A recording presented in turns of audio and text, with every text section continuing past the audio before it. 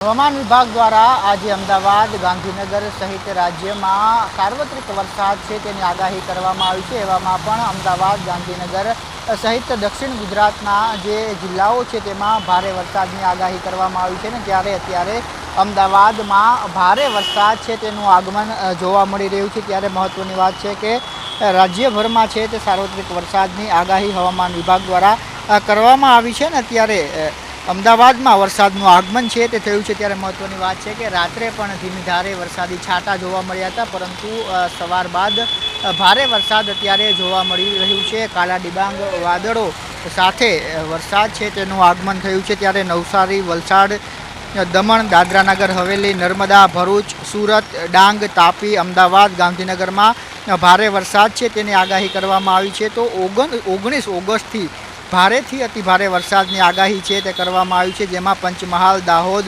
મહીસાગર, વડોદરા, છોટાઉદેપુર, બનાસકાંઠા, સાબરકાંઠા, અરવલ્લી, આણંદમાં છે તે વરસાદની આગાહી કરવામાં આવી છે। હાલ અલગ અલગ 3 વરસાદી સિસ્ટમ છે તે સક્રિય થઈ છે, જેને કારણે જ વરસાદની આગાહી છે તે કરવામાં આવી છે। તો 19 ઓગસ્ટ બાદ ઉત્તર પશ્ચિમ ભારતમાં પણ ભારે વરસાદ છે તેની આગાહી કરવામાં આવી છે। ત્યારે અત્યારે તમે જે દ્રશ્ય છે તે જોઈ રહ્યા છો તો કાલુપુર વિસ્તારના છે કે જ્યાં વરસાદ છે તેના આવવાની શરૂઆત સાથે જ ધીમે ધીમે છે તે પાણી ભરાવાની શરૂઆત છે તે પણ થવા લાગી છે। ત્યારે આજે વિશેષ જે દક્ષિણ ગુજરાતના જે જિલ્લાઓ છે તેમાં ભારે વરસાદની આગાહી કરવામાં આવી છે। તો સાથે સાથે અમદાવાદ અને ગાંધીનગરમાં પણ ભારે વરસાદની આગાહી કરવામાં આવી છે। ત્યારે અમદાવાદમાં વીજળીના કડાકા ભડાકા સાથે વરસાદનું આગમન થઈ ચૂક્યું છે।